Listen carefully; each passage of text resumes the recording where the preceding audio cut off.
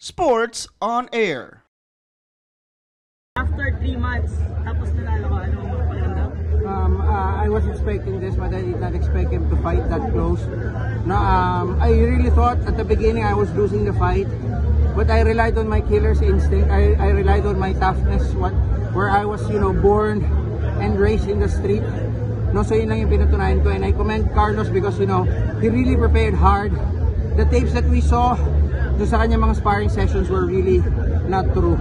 No, so he was a different man on the ring, but it was just that I am the better person. No, I relied on my instinct. I relied on my power and toughness. He was hitting me strongly on the face and on the head, but I did not cower. No, I did not back down. No, I really fought hard. I had to use all of the gas remaining on me, especially on the last round, and I'm so happy that we were able to pull it through.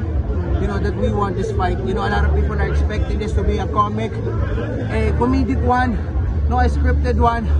But I hope they already changed yung kanilang attitude and therefore and their understanding of the fight. And sana po ma-redeem namin yung totoong story ng mga celebrity matches. Nasira po kasi, and it was tarnished. I'm saying it direct by the battle of the YouTubers because all of it were scripted. Pero ito pong matchup, ito pong fight card na ginawa ni Boss Julie Navarro only goes to prove that we are professionalizing this kind of beef, this kind of matchup, this kind of conflict between personalities. Little known or known. Yun lang. So yun po ba yung reason ko ba't bigla mong hinamon si... Ha? Salamat, Boss Benito. Boss Benito, a lot of people are watching now.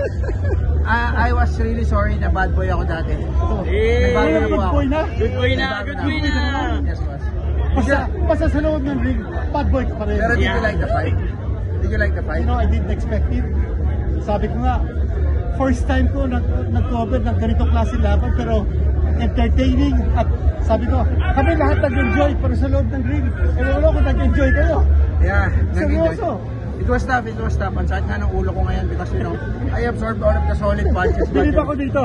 Believe na ako dito. No bad pa. Thank you so much, boss. One and only.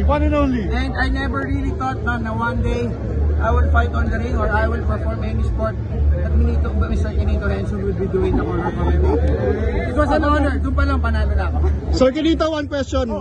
Sa lahat ng mga laban na kinover nyo, gaano kakaiba to? Kaiba talaga.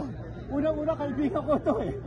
Pero I didn't expect that it would be competitive. Akala ko nga, eto seryoso, akala ko comedy. Pero hindi comedy yan. Seryoso laban eh.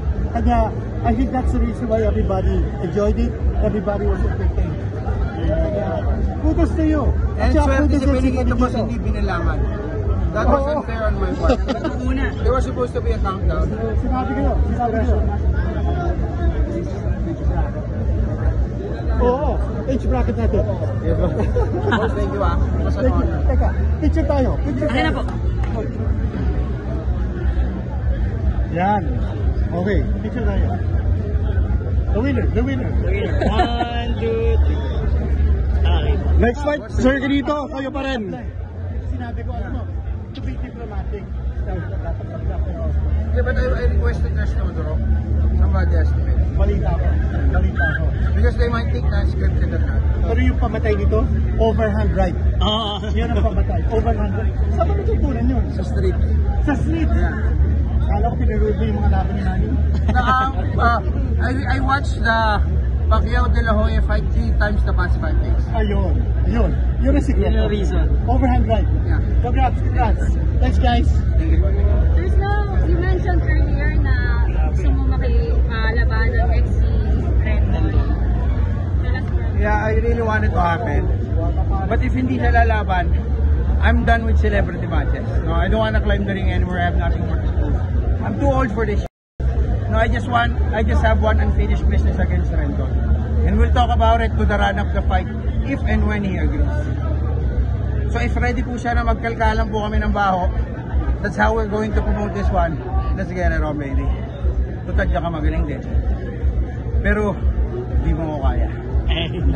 So yung pagkatapos ng fight, may request ka kay Sir Johnny regarding kay Carlos Federico maging assistant coach ng Zamboanga Valientes. Bakit yun ang naisip mo? I was informed that the guy has no job, no steady income. So if there's one thing that I can help him with regarding after this fight, yun siguro mabigyan siya ng trabaho and a chance for him to go bigger stage when it comes to coaching. Kasi somebody like Carlos Federico deserves to go up the rankings. No, he's not just content himself with teaching kids, no, in schools and in different areas. He should be coaching bigger men. Now after all, he was able to prove to us that he is already a man enough to climb up the ring. Last, Boss Ro, pagkatapos na itong laban na ito, gano'ng kataas ang tingin mo ngayon sa mga boksingero after 3 months of preparation? I feel sorry for all the boxers, especially yung mga nagsisimula. Ang liit ng kita nila. They're deprived of a lot of technologies from PT to conditioning coaches to even food and money. Ang liit ng kinikita nila sa mga fight. Ako nga boss, kumita ako dito times 10 sa kinikita ng mga boxers. Pero walang natira sa akin, nag-abono pa ako. Pre, thank you. Message for the recommendation. Congratulations. The recommendation is no sa'yo for example, Valientes. Sana na sumagot sa trabaho niya. Punta tayo. Ano message mo? I'm sorry for everything. I'm sorry for hurting you. I hope I was able to make it up by asking Boss Juni for him to hire you. Pre, hindi tayo mag-aaway, hindi tayo magagalit dati. Hindi pa ito. Sana sa mga suntok mo.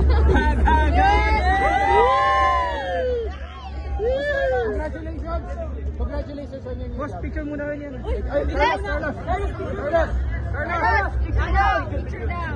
One. Dito muna, boss. 1, 2, 3. Congratulations. Boss, dito. I'll follow it up. Nice. Ayun. Your question. Ayun, mga gusto yung pasalamatan siguro sa fight na to. Ako thank you. I would like to thank sa mga kickboxing ng Pilipinas. Attorney Martin Chan, pakisulat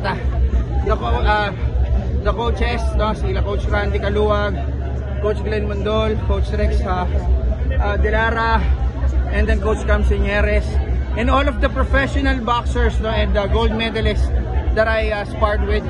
Congratulations sa Body and Mind Rejuvenation, kay Boss FL and JL, sa MVP Sports Foundation, and also sa Eurotex, kay Boss Big Boy Check, sa Carlos PH, kay Coach Chris Bautista, at sa lahat po ng mga tumulong sa amin, Body and Mind Rejuvenation. Maraming salamat po sa inyo, and hindi ko po maso-survive doon na pondohan yung fight namin and some of the boxers and the coaches kung wala po yung tulong nila. Dahil maliit talaga ang fight for sa boxing, and I admire yung ating mga boxers, especially yung hindi pa lumalaban sa professional level at sa international level. Okay, thank Habang umiinit ang mga laban sa inyong mga paboritong liga, mag-register sa 1xBet. Pwede nyo gamitin ang inyong browser o cellphone mapa Android man o iOS. Gamitin nyo lang ang inyong mobile number o email at huwag nyo kalimutan ilagay ang promo code na SPONAIR. Kapag ginawa nyo yan, pwede kayo magkaroon ng bonus up to 7,000 pesos. Pwede nyo rin gamitin ang GCash or PayMaya account nyo para makadeposit or cash out. Simple lang, di ba? Kaya mag-register na sa 1xBet. Thank you for watching. Click the subscribe button and ring the bell to be notified with our latest videos.